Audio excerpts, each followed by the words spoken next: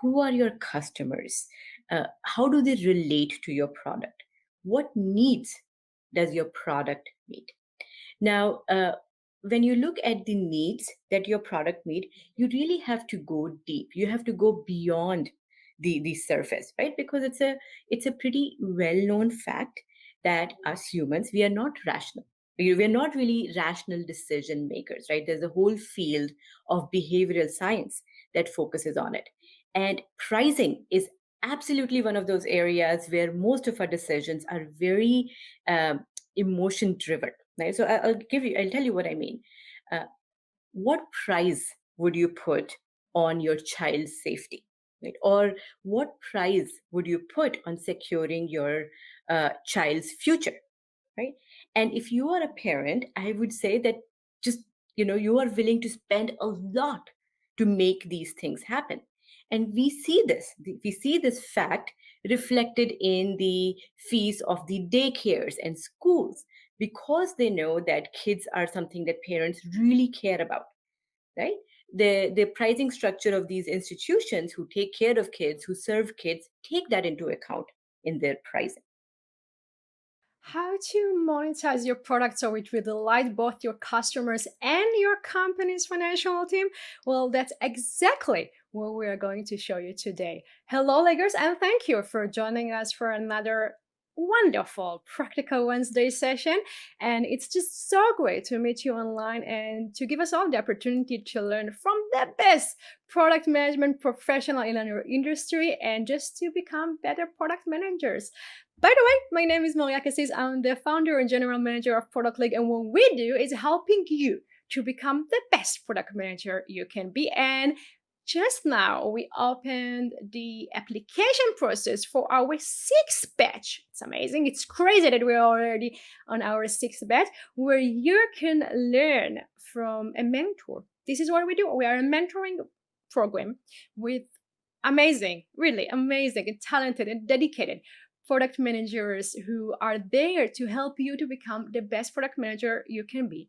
We use our proprietary algorithm to match you with the person that can guide you for 4 months on all your biggest questions when it comes to product management, and just to be there for you. And we do it not only with our amazing mentors, but also with events and workshops and basically everything and anything that you need in order to become just amazing product professionals. So if you want to apply to our next batch, make sure to look at the comments, because our team will include so that there are some really important links for you.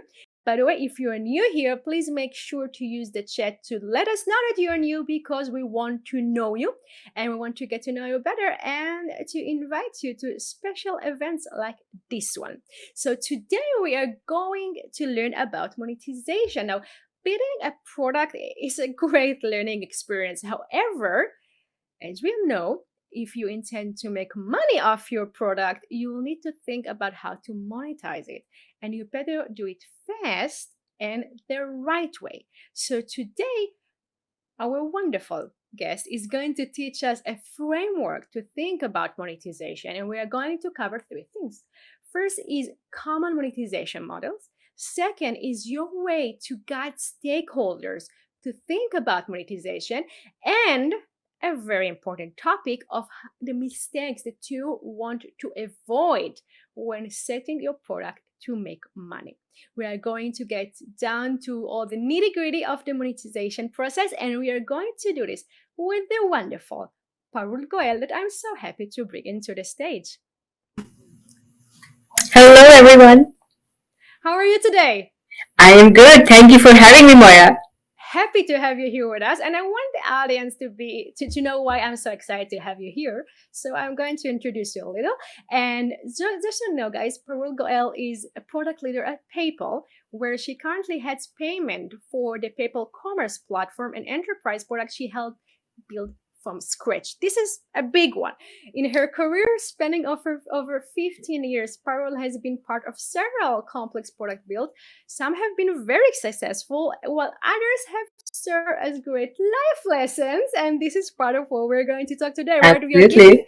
us the opportunity to learn from your mistakes, which It's amazing. It's amazing, amazing lesson for all product managers out there. Parul holds an MSc in computer science from Columbia University. She is one of the nicest people in our industry and is the go-to person when we are talking about monetization. And we're just so glad to have you here with us today. Oh, I'm glad to be here. Thank you for having me. Happy to. Now, guys, just so you know, aside of the fascinating talk that Paola is going to share with us, she's going to also answer your questions. So please use the chat because we are going to look over it and bring some of your questions while we're doing the Q&A part of the session. So just hit the comment button and ask Parul everything that is on your heart and mind when it comes to not just product management, but monetization aspect of product management and how to set your product to be successful on all terms, including the financial ones. So we are very excited to see what questions you will bring. And Paul, are you ready to dig in? I'm ready. Let's get started. That's a spirit. Looking forward to learning from you. Well, guys, I'm very happy to talk to you about one of my favorite topics, which is monetization, really anything related to money. Before I get to the sharing the foundations of monetization with you, I thought I would spend a few minutes just walking you through my career. What have I done? Where have I been? So that you know where my perspective is coming from. So I got a master's in computer science and I started my career as an engineer at Bank of America. I went to school in New York and this was the thing to do, right? You got a job with the bank. So I did. And I loved Bank of America, except I realized that maybe I wasn't the best engineer. Maybe being a developer or coding wasn't really for me. While I really enjoyed, the problem space, what's the customer problem, what are the different potential solutions. When it came to the actual execution, I wouldn't say my code was the best, and I didn't really enjoy it very much either. So I did this for a short while, and then very quickly I transitioned into consulting, and I joined Capgemini as a business analyst. So then I spent a significant amount of time, around 6 years, in consulting with Capgemini. Then I switched to a smaller outfit in Southern California. And I I really learned a lot during my time in consulting. We would be part of these small teams that would go on customer engagements, right? So somebody would hire us to say, okay, we want to redo our website. What do we do? And as a part of this team, I would usually be the business analyst and program manager for on these teams. And my job was to very quickly figure out the lay of the land, right? What are customers' priorities? Who are the main stakeholders? What are they expecting from us? And sometimes while we were learning the landscape, we also had to position ourselves as experts because that's what the customer was expecting from us. So really, I feel like I saw this accelerated learning as a part of consulting because there was no option. You had to learn very quickly. So I had a great time. I traveled quite a bit within the US during my 6 years as in consulting. And then the travel got a lot, because on an average, I was spending about 4 days a week away from home. So I said, okay, time to do something different, which is when I joined PayPal as a product manager. And there are a lot of similarities between being a business analyst and being a product manager. The main one being that prioritization is your main job, right? You're trying to understand what are different problems that you can solve for, collect data and then make some decisions. So the transition from business analyst to product management was rather simple. And then at PayPal, I have done quite a few things. For the first 3.5 years at PayPal, I was leading a rewrite of one of our experiences called Resolution Center. It had been a largely ignored experience. It was consistently rated as one of the worst on PayPal, one of the most painful ones. And I had the privilege to lead an override, a complete rehaul of that experience. And after that, I'd been doing it for a while. I was like, okay, I want to do something else. So there was this new team forming, and they were looking for somebody who knew this disputes and chargeback space really well, what I had been doing with Resolution Center. So I joined that team. And that turned out to be a once in a lifetime opportunity because it gave me the platform to build a new payments product from scratch, right? So this is the commerce platform that Moya alluded to.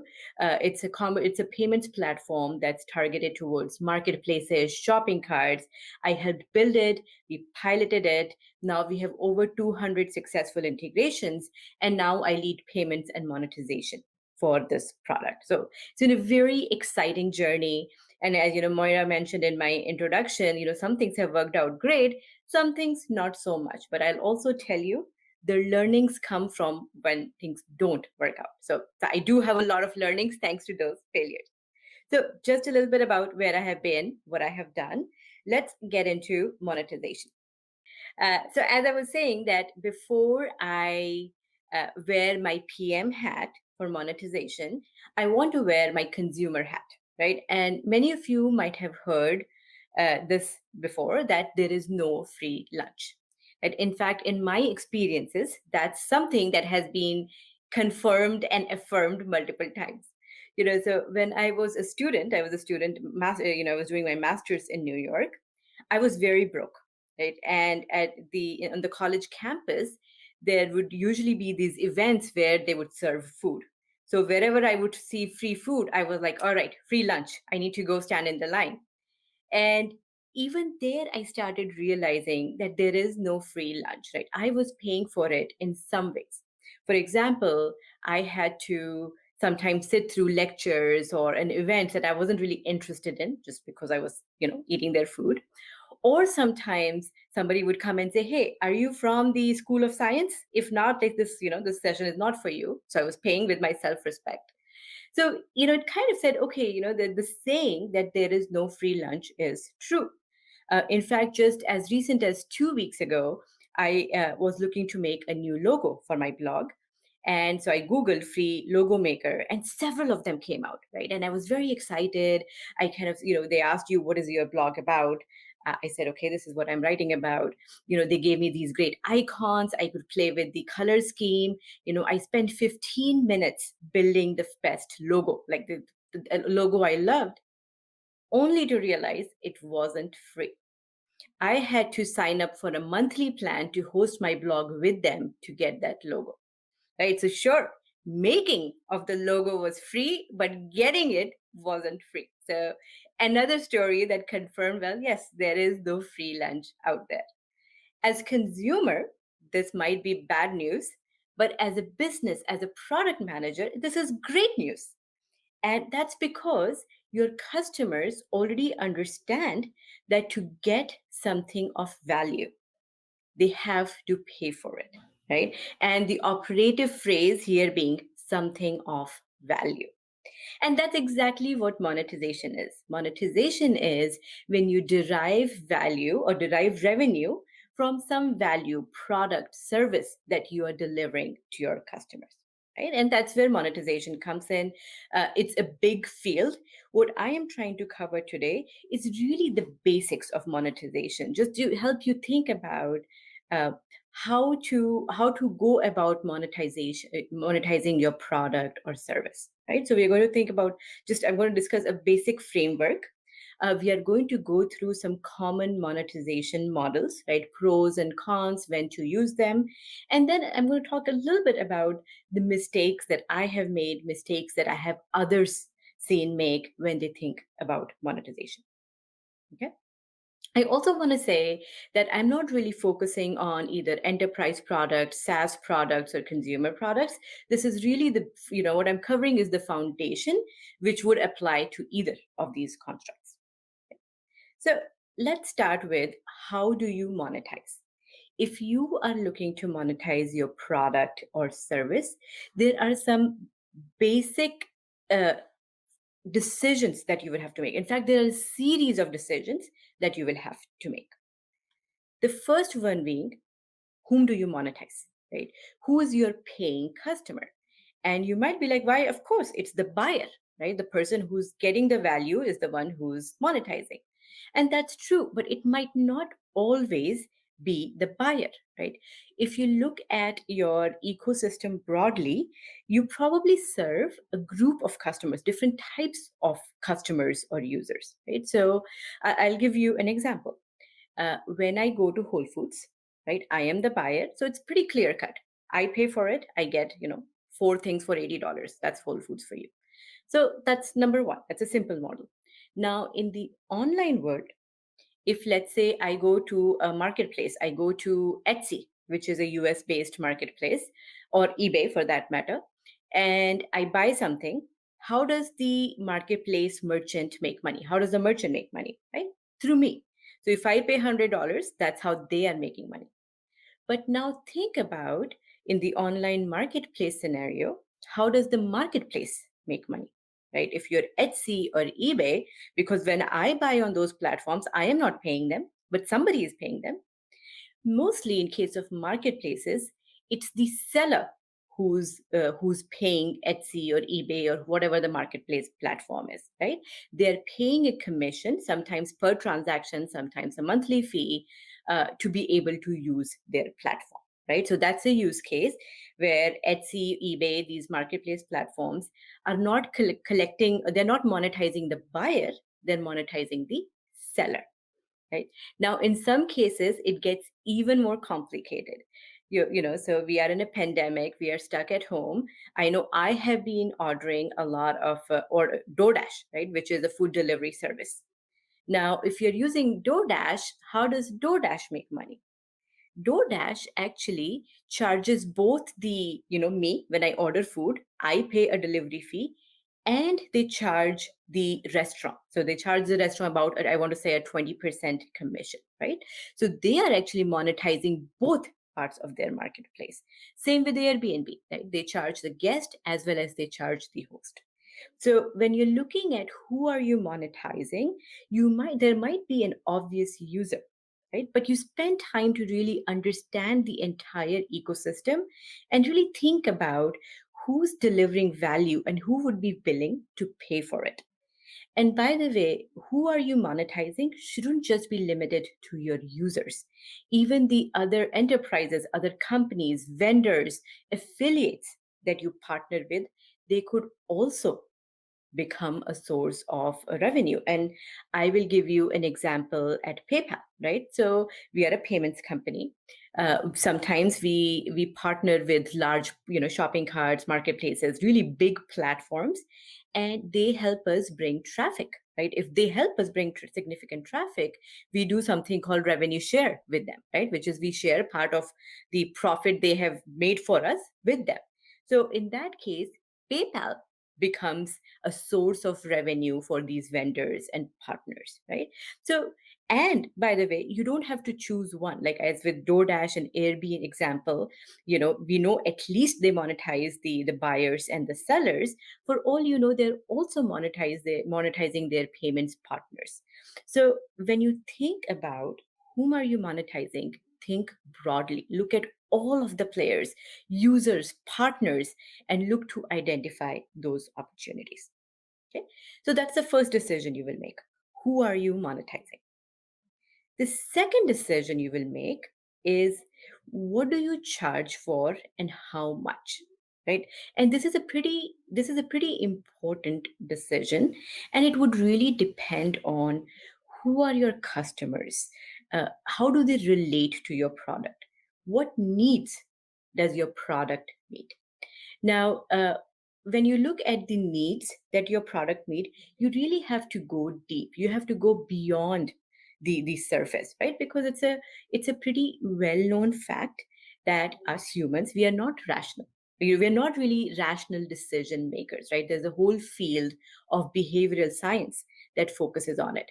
And pricing is absolutely one of those areas where most of our decisions are very emotion driven, right? So I'll tell you what I mean. uh, what price would you put on your child's safety, right? Or what price would you put on securing your child's future, right? And if you are a parent, I would say that just, you are willing to spend a lot to make these things happen. And we see this fact reflected in the fees of the daycares and schools, because they know that kids are something that parents really care about, right? The pricing structure of these institutions who take care of kids, who serve kids, take that into account in their pricing. Right? I'll give you another example from my personal experience of how really pricing is not objective. It's very emotional. It's very contextual. So a few years ago, I and my husband went to Morocco, right? And some of you might have been there. It's a beautiful country. We were in Marrakesh. And Marrakesh has these really nice big souks or bazaars where you can go buy souvenirs. And we realized pretty early on that there is no fixed price, right? If somebody quotes you $10, a good price might be 10 cents, right? Like there was just no rhyme and reason. So we learned to bargain or negotiate very aggressively. So we were in this particular store, and I was trying to buy a necklace that I really liked. And I don't remember what the opening price was, but at the end, the salesperson was asking for $25, and we were at $20. That's what we were willing to pay, and we were kind of stuck. It's been going on for a while, okay, and he wasn't willing to come down. We weren't willing to go up. And at some point, my husband was like, okay, let's go. And I was like, wait, what? And one thing we had learned was sometimes when you pretend to walk out, the salesperson would come after you, like, no, no, no, please don't go. Take it for the price you wanted. So I thought maybe that's what we are doing. We are just pretending to leave. And but he didn't come after us. And we actually left. And we kept walking, and it seemed like my husband was done with the necklace. And I was like, wait, I wanted the necklace. And he said, no, but it's overpriced. Like it should be at $20.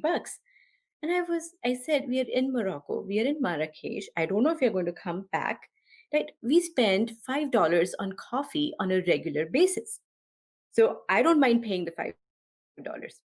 But at that point, for my husband, it wasn't about the $5. It had become a game that he wanted to win, and also there was the ego. He had just walked out. He didn't want to go back. So I said, fine, I will go back. I went back. And at that point, I think the shopkeeper kind of knew that I would come back, which is why he had not dropped the price. And he did, just because I asked him, he said, okay, you know what, let's settle on 22.50.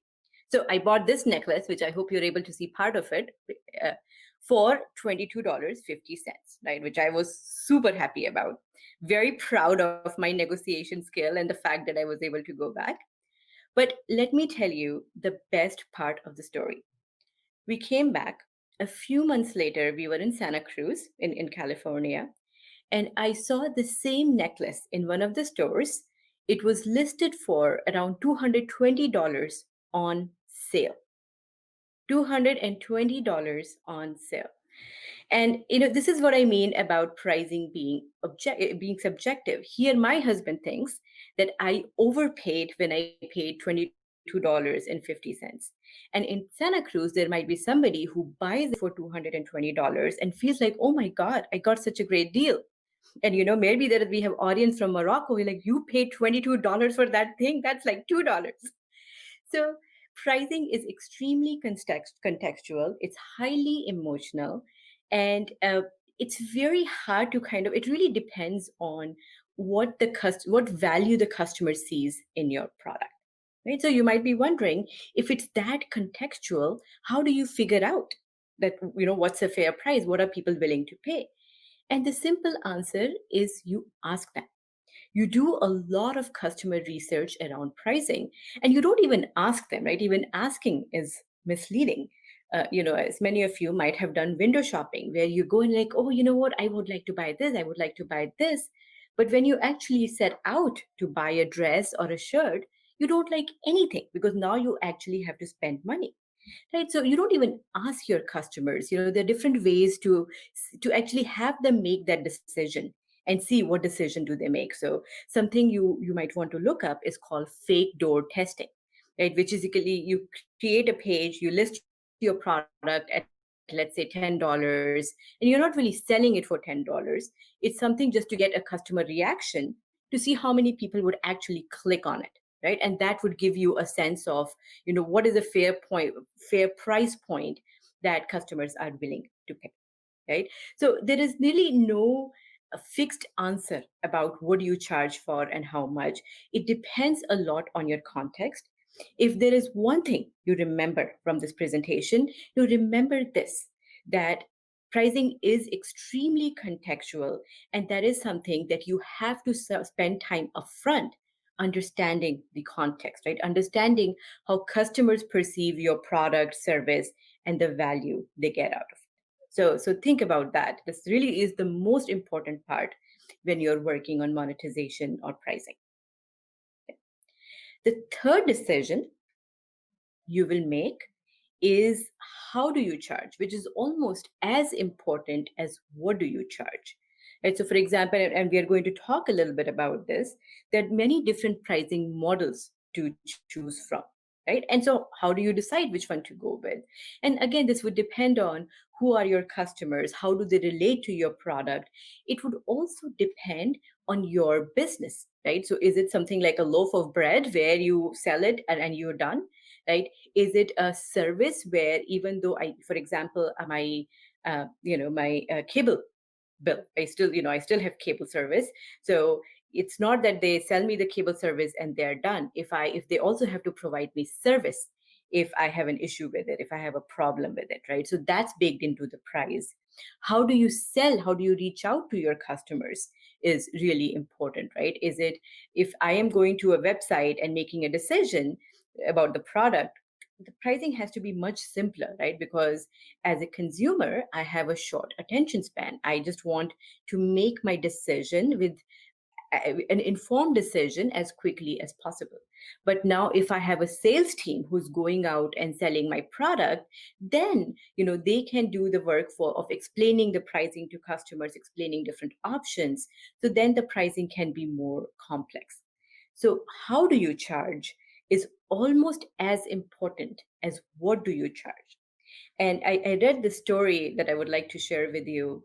It's about a trucking company that signed a contract with a TV manufacturer to deliver their televisions. Right now, the pricing model that they signed up for was they will be paid per TV unit, right, per television unit that they deliver, and which was great.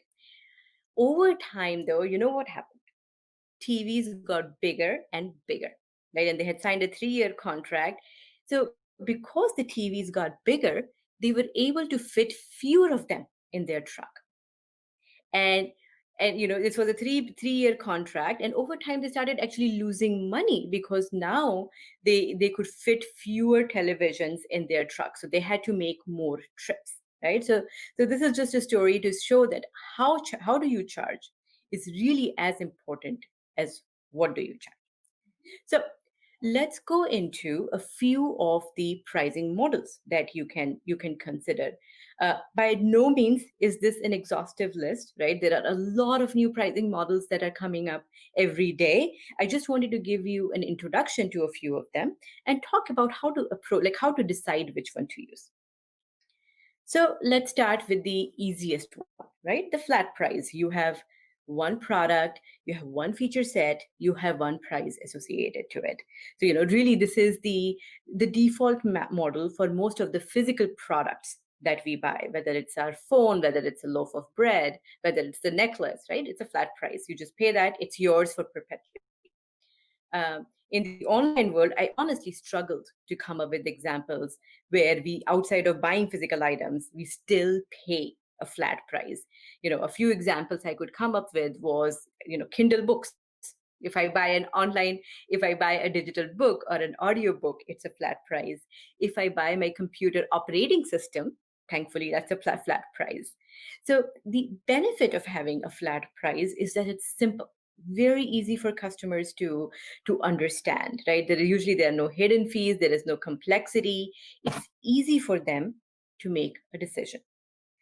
The downside of it is, and it's obvious why this is not a popular model, is it's very simplistic, right? It assumes that your product, the same product, meets the need of different customers, that all of your different customers relate to your product the same way, which we know is not true, right? So If you go with a flat price strategy, and let's say I am a super user, I might be willing to pay that flat price. Now, if you are a basic user, you're like, well, I'm not really willing to spend that much to use maybe 30% of the capabilities. So you kind of lose out on on some of the customer segments if you go with the flat price strategy. So maybe something good if you are just starting out, very the first price you go to market with. But as your product evolves, I guarantee you would move away from the flat price model. So the second one, dynamic pricing model. Again, many of you might be aware of it. Lyft, Uber have made it quite popular. So dynamic pricing is where the price actually changes based on some vector, some dimension, right? So, for example, it could change based on the weather, it could change based on the time of the day, supply, demand, customers' willingness to pay. So if we look at, I already mentioned Uber, Lyft, they use dynamic pricing. Airline industry uses dynamic pricing. Hotel rooms, travel industry in general also uses dynamic pricing. And both to the consumers and to business, there are quite a few benefits of it, right? So the the uh, the uh, the to consumers, the obvious benefit is you kind of know when the price is going to be low, right? For example, if you're traveling, off season is a great time to get a lower price. I live in the Bay Area, and it used when I pre Uber, pre Lyft, it used to take me I used to pay around $120 to get to the airport. Now when I'm traveling, if I go to the airport between 11 and 2, I sometimes pay 60, right? So now there are dynamic pricing does make sure there are cheaper options available. And for companies, from businesses, they can actually lower the pricing based on unused inventory, right? So there's another lever that they can use to either push out their services or meet the demand when it's high. So dynamic pricing really is it has really changed how we think about the value we associate to a commodity. In fact, the reason I have a toilet paper here, the roll of a toilet paper here, is because recently, because of the pandemic, we saw dynamic pricing associated to toilet papers, right? Because there was this crisis and people were hoarding toilet paper, and you could see a toilet paper roll being sold at $10, right? So it had gotten a little out of hand. I'm so glad to say it's kind of back to normal. Now, as the cons of dynamic pricing, there's some considerations that you have to take into account. Is It's very complex and it is difficult to get it right. For example, the companies who do use dynamic pricing, they have invested significantly in the technology, in collecting data, in building their data science practices. Right. So if you are going to do it, you have to be really serious about it and spend money to do it. Also, it doesn't really make sense to do it for everyone. So in taxi service, the demand does vary during the day. The demand does vary based on the weather, right? When I buy something, like, for example, if I'm buying a gaming app, it doesn't really change that much on a day by day basis. So sure, maybe because of the pandemic, the sales might have the demand might have gone up, but even then, even if it goes up, it kind of stabilizes there, right? So unless there's a lot of elasticity in demand, dynamic pricing might not make sense. So a little bit about dynamic pricing. Subscriptions, right? A model that we are all used to, and it's almost the favorite child of the industry right now. Subscriptions is where you have the buyer, you charge the buyer on a regular basis automatically, right? So this is how most of us pay for Hulu or Netflix or Amazon Prime. You, as a buyer, you make a decision once to say, okay, I want to sign up for Netflix. Netflix, you can charge me whatever, $15 every month. Right? From a consumer perspective, it's great, right? I don't really have to think about renewing my Netflix subscription every month. Even from a company's perspective, it's wonderful because with subscription plans, the customer lifetime value (CLV) goes up. Right? Because again, you are taking away the decision as a buyer, as a user, I have to make on an ongoing basis, right? So how many people do pre-pandemic, there were probably people who were paying for Netflix but hadn't really bothered to remove their subscription, right? To cancel their subscription. So in general, as a company who uses subscription, they would see higher customer lifetime value.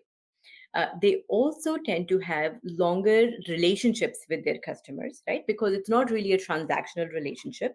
The buyer has made a commitment to stay with them. So they can really get to know their customers. They can, for example, what a lot of these streaming platforms have done is they have gotten to know their customers and then have come up with original content that meets their taste, or that would resonate with them.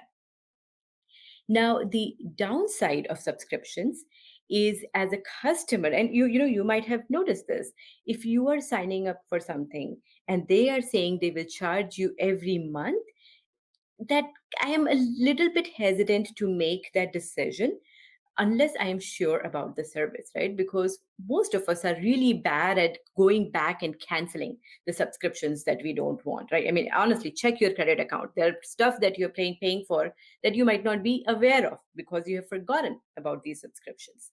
So the cost of customer acquisition tends to be high for uh, for companies that use subscription model. Um, so many of them get around by saying, okay, fine, we will give you the first month free, you can try out the product, and only if you like it then you can sign up for the subscription.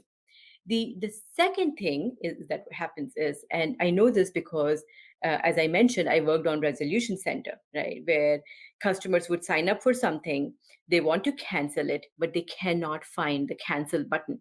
The company has made it really hard for them to cancel subscription, right? And that's a terrible customer experience, right? You're almost holding the customer hostage. So a lot of these customers then would file a chargeback.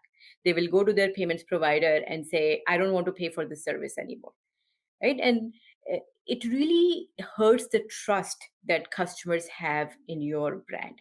So if you are going to do the subscription model, there is a lot of upside, but you also have to be really transparent with your customers, and you have to make sure they have a clear out if they want to cancel the subscription, right? That would be the right way to do it. But a really a very lucrative model if it fits in with what your product or service does. Freemium model, right? That's another one. Most of us have probably experienced it.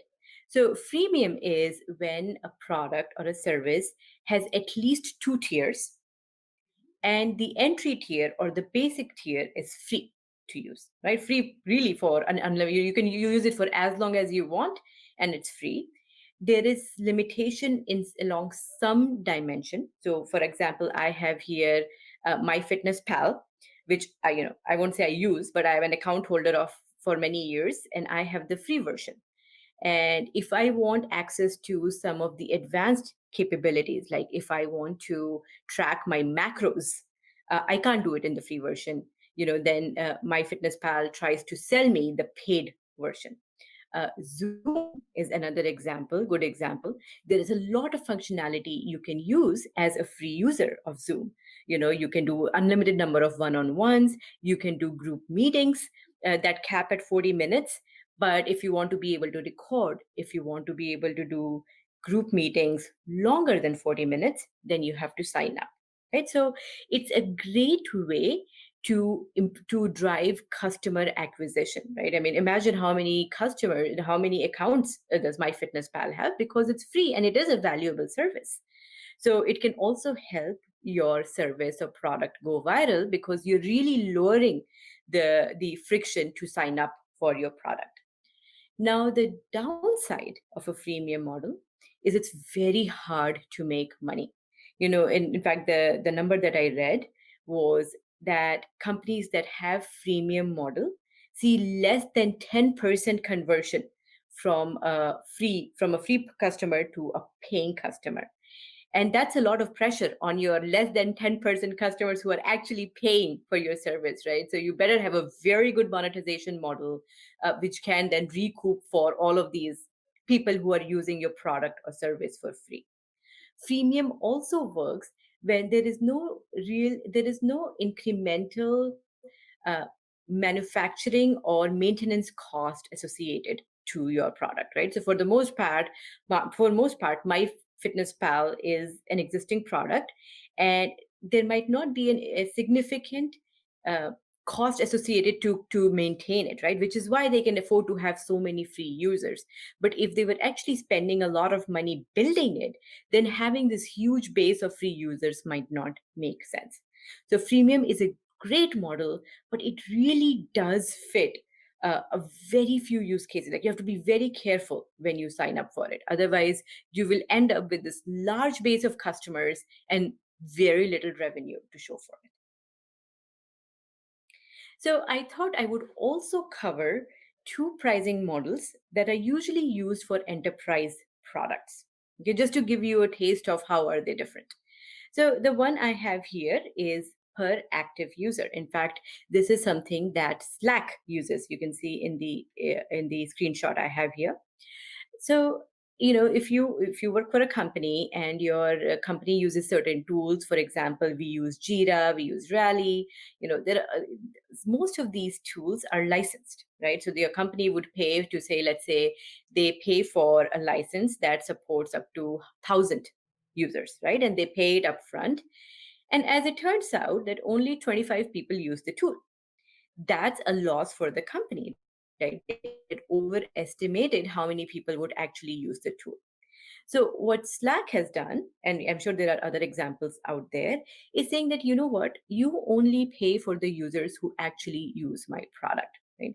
And this is a really great way to again lower the friction for enterprises, for companies to try your product, because now they're not having to make that huge investment upfront. So it's really going to drive customer acquisition, because now more companies are going to be able to try your product, pay for how they use it, and then maybe even compare to competition and make an informed decision. So really a great strategy. Now, the downside of it is, number one, the revenue can be a bit unpredictable, right? Because you don't really know how many active users you're going to get from each of your customers. The other thing is, for every sales you make, let's say your sales team goes and makes a sales, the outcome or the output is going to be vary quite a bit, right? Depending on the adoption by that enterprise. But still a pretty new and a really great model to drive adoption. And the next one, really the last pricing model that we're going to go over, is advertised versus custom pricing. Now, for what you see here is Coursera's pricing. So for Coursera for teams or companies, they have an advertised price which is $400 per user per year, or they have a custom price, which is basically saying, you know what, if you are a large organization, right, and you are thinking about Coursera, just get a free demo and then call us. We are not going to tell you pricing here. And there are a few, this is, for example, obviously Coursera does this, PayPal does this. And there are a few reasons why companies who serve enterprises do this, right? Number one is, as an enterprise, you're valuable. They want your business, and they don't want to show a price here that might discourage you from even trying out their product, right? So that's why they want more of a conversation rather than you look at a data point and make a decision. So number one is they don't want to discourage you and get discouraged by looking at the price. The second thing is, as an enterprise, sometimes your needs are different than what the product offers, right? So maybe you will ask them to do some custom work for you, which will impact the pricing. So the second reason is the pricing actually does depend quite a bit on the solution that you go with, right? It's a lot more complex than, me just signing up for $400 per user per year, right? So that's another reason, because the what you pay really would depend on the final solution that the two parties agree on, right? And the third thing is, they want you to reach out to them so that they can sell you their product, right? Enterprises usually don't make these decisions on the fly. They don't go buy from a website like so many of us do, although it is heading in that direction. There is quite a bit of negotiation. There are different parties involved. right? So usually custom pricing gives the vendor a way to upsell their services, kind of show the value that they can bring. Another thing I wanted to highlight here, I had mentioned that what we pay is a highly emotional decision. And you would think that it's different in the enterprise world. But as it turns out, it isn't. And I'll tell you some from my personal experience, some from a research I read. So the product that I have built is an enterprise product. And I work closely with the sales team who goes out and sells this product. And they repeatedly tell me that there are two things customers care about the most. Number one is geographical presence. Where can we process payments for them? Number two is pricing, right? So you would think whoever the decision maker is, they spend a lot of time comparing pricing, negotiating pricing, reviewing pricing. However, as per the research that I read, if you were to go back to the person, the decision maker, right, a few months later and ask them, okay, what price are you paying, for example, for your payment services, for your payment processing, they won't remember. And again, this is because they went with the pricing that felt the best, right? Where they felt like they were getting the best deal. They felt like there was winning. So, irrespective of whether it's a consumer context or an enterprise context, emotion is a big part of it. So when you work on your pricing, you really have to, a big part of it is how do your customers perceive it? You have to make them feel like they are getting a good deal. Okay. So those were some of the pricing models I wanted to share with you guys. Again, by no means an exhaustive list. There are several more. Like this is the golden age of monetization models. We see new ones coming, every few months. Uh, but but at least I wanted to give you an idea of how to think about which one to use. So let's get into some of the mistakes to avoid when you are thinking about monetizing. Okay. So the first one is not asking your customers what they want. And I alluded to this earlier. Sometimes you are making a product because it's your passion. You don't really expect to make money out of it. Just doing it for fun, great. You don't have to really worry about what customers want, right? It's really you're not really looking to make money out of it. But if you are looking to make money out of it, you need to check with your customers at 2 points. Number one is before you even build the product, you have to reach out to your customers and see if there is a willingness to pay. They might want the product, sure, but are they willing to pay for it? Right? For example, I am willing to track my calories on MyFitnessPal. Am I willing to pay for it? No. The second thing, so assuming your customers do want to pay for it, if they are willing to pay for it, the second thing you will have to do research on is how much, right? And again, this is something I talked about earlier. Do some fake door testing, do some experiments to find out what would be a winning price point for your customers. In fact, even for the pricing models, you can do some experimentation and find out which ones will resonate with your customers. So I haven't done it personally, but what I have seen done is you pick two pricing models and where the end result is the same, right? If, for example, in flat pricing, I am paying $100 subscription per year, it actually adds up to $100. You present both of them to your customers. Now, if they were making a rational decision, they would be like, either is okay, right? But this way you can kind of get a sense of what their preference is, right? Which model feels fairer. So when deciding to build the product, to decide the pricing point, to decide the pricing model, ask your customers, make it a data-based, research-based decision, right? So that's number one thing that people miss on, that actually pricing is also a customer-based decision. The second one is assuming one size fits all, right? And as product managers, I think we know that that's not the case, that people derive different value from our product. They use our product differently. So, uh, if you have a single price point, as we discussed with flat pricing, that's going to fail you, right? Either it is you're going to lose customers because they are not willing to pay that much, or you're going to see super users who will be like, wait, right, I need a lot more, and with this price point maybe that's not included. So you have to come up with your customer segments and price for them.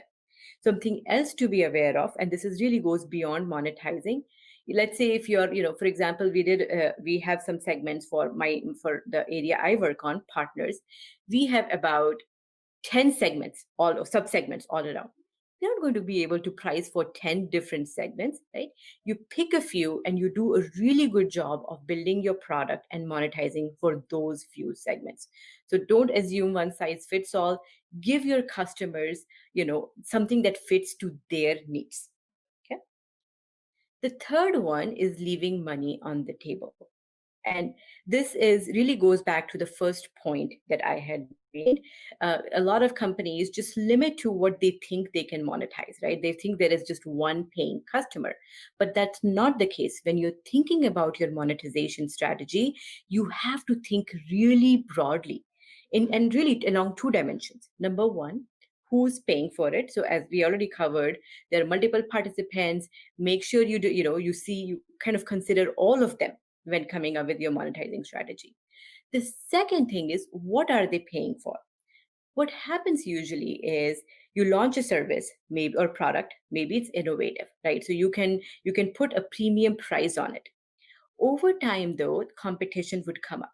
Right? It will become commoditized. So basically, you will get into a price war where now the consumers has many different options, and they're making the decision based on price. If your product isn't at that stage, what you need to do is to find more ways to add value. So, for example, a lot of marketplaces now, their fee, that the commission that they collect, has been commoditized. Now they're trying to find more ways to serve their sellers, like selling them data and insights that can help them drive sales, and they can charge for that. So if you are leaving money on the table, it's either because you're not monetizing all your segments who might be willing to pay, or you have data or some service that you're not charging for, right? So those are some of the things you again have to think about monetization really broadly. And finally, not delivering enough value, right? This is also somewhere, and many companies fall in that trap where they are kind of hurried about monetization. They really want to start charging customers, but the truth is that their product is just not delivering enough value. And if your product is not delivering enough value, you know you are, irrespective of whom do you charge, how do you charge, what do you charge, you're not going to be able to make money, because, as going back to the beginning, that customers pay for the value that they receive, and if there is no value, monetization is just going to be next to impossible. Okay, there was this, some of you might have seen this, there used to be this app called Yo, and its only purpose was you would send somebody Yo, that's the only thing you could type, Yo, and they would just respond back with a Yo. I'm so glad they did not try to monetize it, because I'm not really sure who would be willing to pay for it. So I want to conclude by sharing this quote with you from Coco Chanel. The best things in life are free. The second best are very expensive, right? And especially with this pandemic, we do know the things that are free and now we can't have access to them, like hanging out with our friends, going out and meeting people. Some things we can still get, hugs and kisses and experiences. But the second best, right? The best foods, best experiences, they are very expensive. And for a really good monetization, for a successful monetization strategy, the number one thing you can do is be in that second best category, right? Build the best product that you can to deliver your customer the value that they're looking for it. Right. So that really is the best monetization strategy. Do that and then follow the rest of what I have said. Okay, so I know we have some time left for question and answer. So Moya, I will defer to you, I guess. Yes, we are both here on the screen waiting for the audience to submit more questions. I just have to say that I'm in love with your last slide and the way that you call out to all product managers out there. Don't go into price game, or price war. Yeah, Don't place your product in the positioning of, being cheaper, being cheapest. It's not that. We're not exactly. getting up in the morning for that, right? You're getting up in Yes, the morning to create beautiful, meaningful, valuable products that, Yep. their next step will be maybe to be expensive, or maybe to, Yeah. to be positioned and at like higher pricing points. And that's perfect because your users will love what you do because you bring them value, and also the financial team on your company, in your company, as we Yeah. said earlier, will be satisfied because the company can actually forecast for years and years to come to bring this exact value and extra value going down the road to the customer. So I'm so happy with the fact that we kind of like close your session with this call to all product managers out there. Thank you very much for that. Are you ready Absolutely. for a question from the crowd? Let's do it. Okay. So Shugi has a question, and he's saying, I'm all for expanding your skill set as a PM. Hmm. However, unless you are a one man show in a small startup, why do you think it's crucial for a PM to deal with pricing? Why not just say, let the business team figure it out? What is in for me as a PM? I actually have some thought of myself, but I'm eager to know what will be your reply to Shugi. And you're absolutely right, right? It depends as a PM, how much you get involved in pricing does depend quite a bit on whether you're at a startup where you would have more influence versus where at a large company where maybe it is business who is determining the pricing.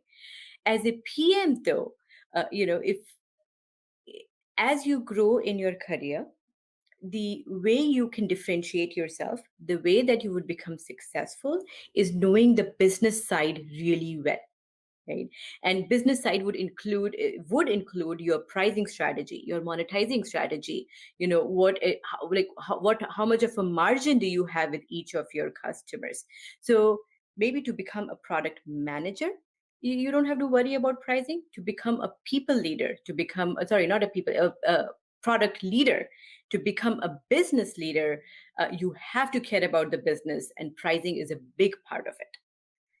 Also, how you build your product sometimes does depend on the how you plan to price it. So it's also an input on how you build your product. So Maya, I know you wanted to add something.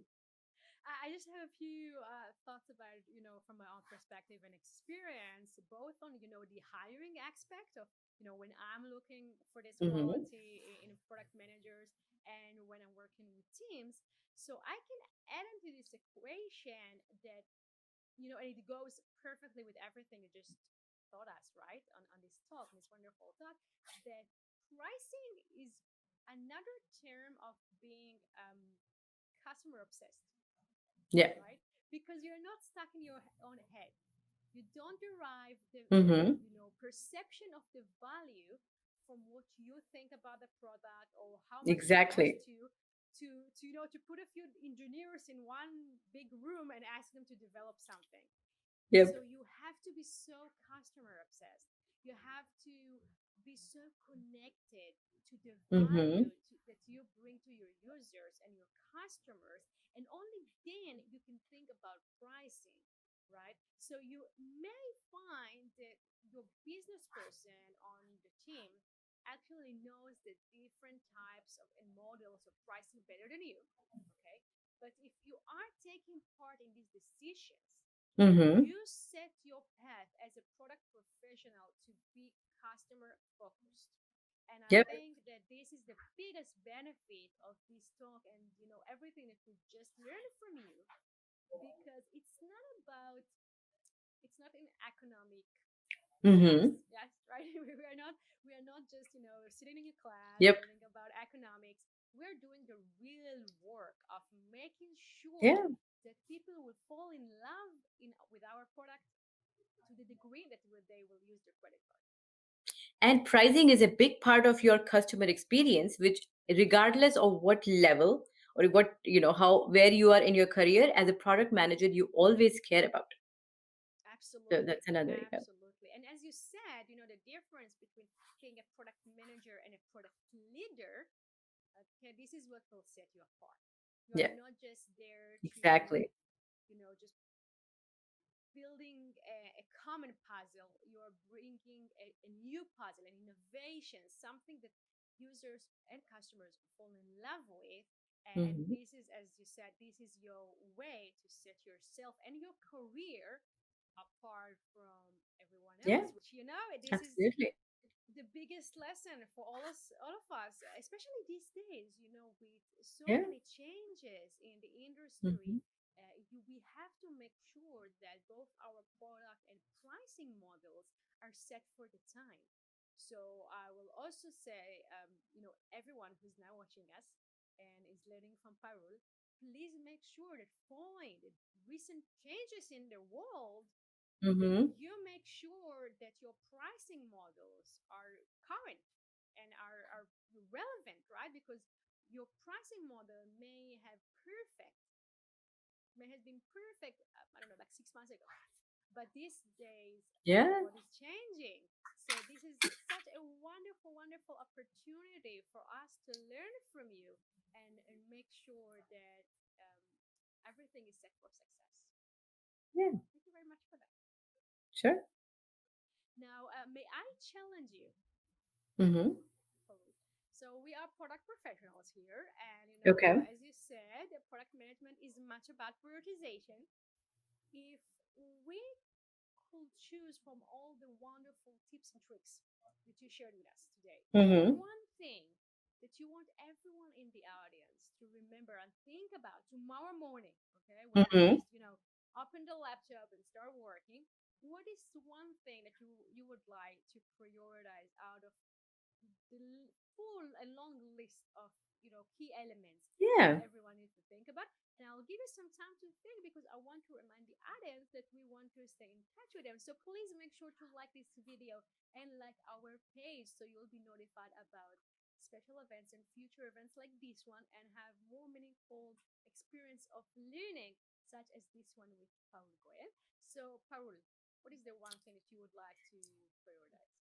So, one thing that I would say is to succeed as a product manager, right? Whether it's monetization or otherwise, you have to be really good at looking at your product or or your service from your customer's perspective, right? And I spent quite a bit of time about speaking is talking to how customers think about paying for your product is not objective. So you might think, wait, this is a unique product, this is a great product, why is it not taking off, why are customers not paying for it? But really put yourself in your customer's shoes, right? And try to assess from that perspective. That really is the secret sauce for a successful product and for a successful monetization strategy, right? Just getting into your customer's shoes. So that's the one thing I would, if there's one thing you take away from this talk, I would say it should be that. That's wonderful. Parul Goel, product leader at PayPal. Thank you so much for giving us the opportunity to make our monetization skills better and learning from you. I hope you had as much fun as I had. I did. Thank you so much for having me, Moya. I had a Happy wonderful to. time. Happy to. Thank you so much. Guys, please make sure to like this video and join us on next events because this is your chance to become the best product manager you can be. Thank you guys. Go ahead, Paul, go ahead. Thank you very much. Bye Thank bye. you, guys. Bye bye.